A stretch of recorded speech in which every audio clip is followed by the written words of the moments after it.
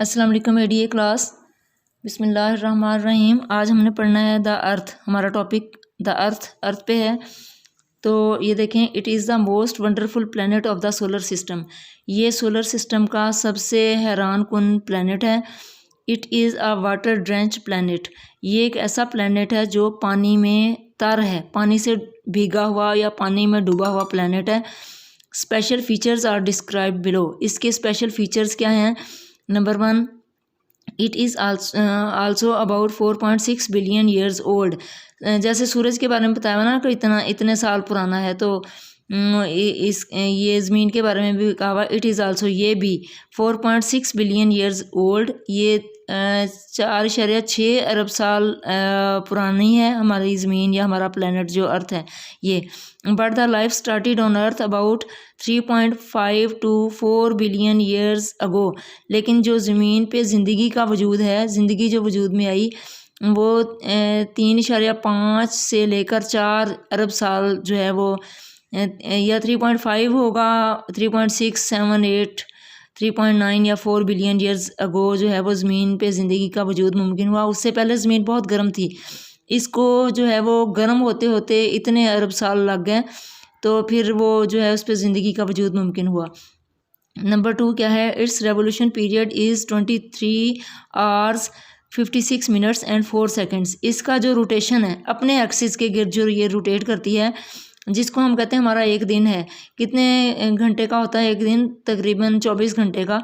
तो exact time है 23 hours 56 minutes and 4 seconds. ये इतने घंटों में जो है ये अपना एक चक्कर ज़मीन के गिर्द अपना पूरा करती है। जैसे बच्चों यहाँ एक मेरे पास शलजम है, यहाँ से मैं आपको बताती हूँ कि ये देखें, फ़र्ज़ करें ये है हमारी अर्थ, तो ये अपनी एक्सिस के गिर्द कैसे रोटेशन करती है। ये देखें अपने गिर्द भी घूम रही है, ऐसे ऐसे भी ज़मीन घूम रही है इस तरह से, ठीक है, इस तरह से ऐसे ये अपनी एक्सिस के गिर्द एक चक्कर का पूरा करेगी। फ़र्ज़ करें मैं यहाँ आपको एक यहाँ निशान लगा लेते हैं कि हम यहाँ रहते हैं इस जगह पे, तो यहाँ हम दोबारा एक चक्कर पूरा करके नेक्स्ट कल जो यहाँ 8 बजे हम यहाँ हैं, तो कल 8 बजे हम फिर इस तरह से एक चक्कर पूरा करके और यूँ देखें यहाँ दोबारा एक चक्कर इसका पूरा हो गया अपनी एक्सिस के गिर्द। ये अपनी एक्सिस के गिर्द एक रोटेशन जो है वो 24 घंटे में या 23 घंटे और 56 मिनट्स एंड 44 सेकेंड्स में पूरा करती है। And revolution period 365 and 1/4 days. और इसका जो चक्कर है सूरज के गिर्द रेवोल्यूशन रिवॉल्व करती है। ये देखें ये सूरज है, उसके गिर्द ये रिवॉल्व कर रही है। तो जब ये रिवॉल्व करती है तो ये एक चक्कर 365 दिनों में 365 एंड 1/4 डेज़ में ये अपना एक चक्कर पूरा करती है। इसका मतलब ये है कि ये तकरीबन एक साल बनता है, एक साल में एक चक्कर ज़मीन के गिर्द पूरा करती है।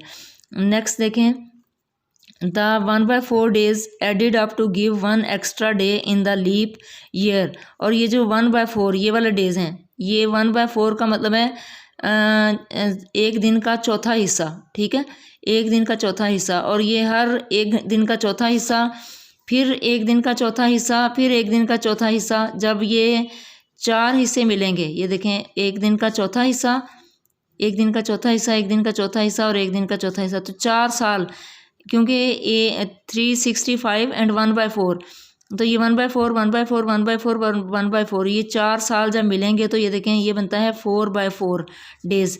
4/4 डेज़ का मतलब ये है, देखें 1 2 3 4 4/4 डेज़, तो ये 1 डे बनेगा। तो एक दिन 4 सालों बाद एक दिन एक्स्ट्रा पूरा होता है, तो उसको जो है वो हम ऐड करके, तो हमारे लीप ईयर आता है ना, हर 3 सालों में फरवरी जो है वो 28 दिन का होता है, और 4 सालों बाद 3 साल बाद चौथे साल में फरवरी जो है वो 29 दिन का हो जाता है, एक एक्स्ट्रा डे होता है। तो वो वाले डेज़ होते हैं जो हर साल में ज़मीन जो है वो अपने एक्सिस के गिर्द चक्कर पूरा करने में, अपने सूरज के गिर्द चक्कर पूरा करने में, रिवॉल्व करने में 365 एंड 1/4 डेज़ जो है वो लगाती है। तो ये 1/4 हर साल 365 दिन का होता है, 4 सालों बाद दिन जो है वो 365 6 डेज़ का हो जाता है। ये 1/4 हर साल ऐड होते होते आखिर में एक दिन हम ऐड कर देते हैं 4 सालों बाद, ठीक है। नेक्स्ट देखें, the mass of the earth is 6 × 10⁻21 tons. तो जो ज़मीन का मास है वो कितना है? 6 × 10⁻21 टन्स और आप लोगों को मैंने बताया था 10⁻21 टन्स का मतलब ये है कि 6 के साथ जो ये 10 के साथ जो है वो 21 ज़ीरोज़ आएंगे। ये हमने 21 ज़ीरोज़ बच्चों इसके साथ लगाने हैं।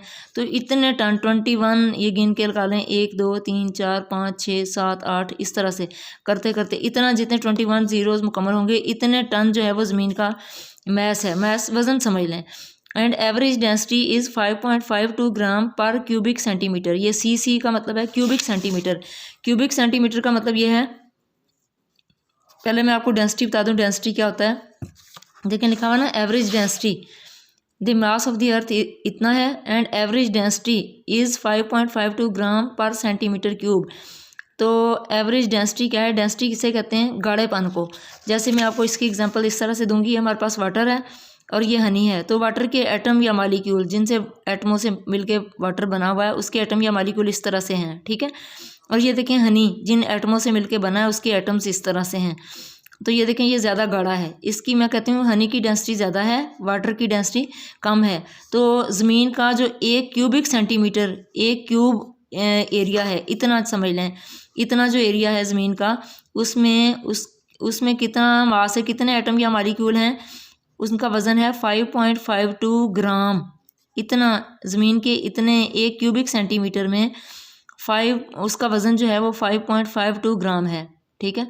तो इसको हम कहते हैं एवरेज डेंसिटी जो है 5.52 ग्राम पर सेंटीमीटर क्यूब, पर क्यूबिक सेंटीमीटर या सेंटीमीटर क्यूब। इसका मतलब ये है कि उसके 1 क्यूबिक सेंटीमीटर में इतना वज़न है उसका, ठीक है। नेक्स्ट देखें, नेक्स्ट है इट्स इक्वेटोरियल डायमीटर, बट जो स्पेलिंग गलत लिखे हुए हैं, इक्वेशनल लिखा हुआ है इक्वेटोरियल डायमीटर। इक्वेटर कहते हैं ना, मैं आपको अभी बताती हूँ इक्वेटर क्या होता है। Equatorial diameter is 12,756 kilometre. अब ये देखें ये इसका इक्वेटर है, ये देखें ये फ़र्ज़ करें ये हमारी अर्थ है। तो यहाँ से सेंटर से लेकर यहाँ तक दूसरी साइड, यहाँ तक हम दोबारा उसी जगह पे आ जाएंगे। तो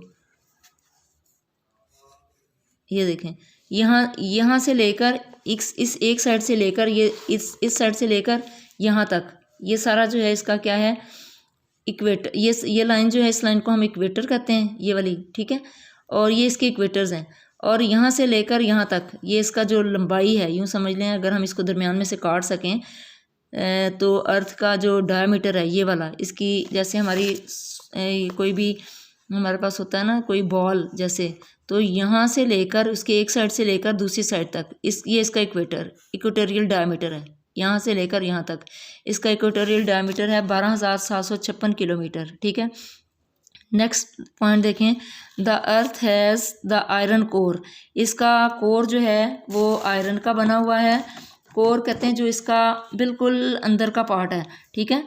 अर्थ का बिल्कुल अंदर का पार्ट जो है उसको कहते हैं इसका, अभी मैं आपको दिखाती हूँ। यहाँ हमारे पास कुछ मैंने इमेजेस आपके लिए जो है वो ढूंढे हुए हैं। ये देखें यहाँ मैं आपको दिखाती हूँ, ये इसका, ये देखें ये ज़मीन का कोर है, ठीक है। ये बिल्कुल सेंटर में, ज़मीन अगर हम अंदर से काट दें बिल्कुल सेंटर में चले जाएं, इसको हम कहते हैं, ये वाला इसका जो आपका वाइट सा नज़र आ रहा है ना, ये कोर है, ठीक है।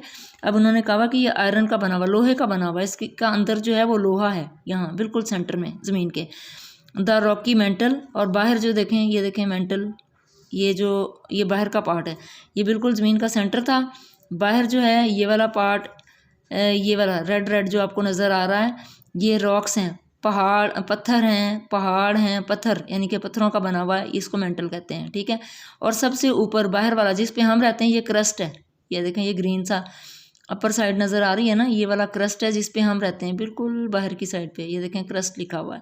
तो उन्होंने कहा अंदर जो है इसका बिल्कुल सेंटर वाला उसको ये वो आयरन का बना हुआ है, रॉकी मेंटल। और बाहर का अंदर से ज़रा बाहर का हिस्सा जो है वो उसको हम कहते हैं ये मेंटल है, ठीक है।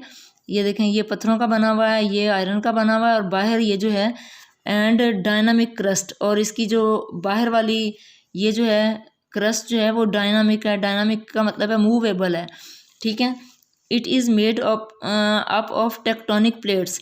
ये जो बाहर का मेंटल है ये वाला, ये जो है टेक्टोनिक प्लेट्स का ये जो है टेक्टोनिक प्लेट्स की बनी हुई है। टेक्टोनिक प्लेट्स क्या होती हैं बच्चों? ये जो है ज़मीन, पूरी ज़मीन की सरफेस जो है अपर सरफेस जो है ऊपर वाली, इसको हम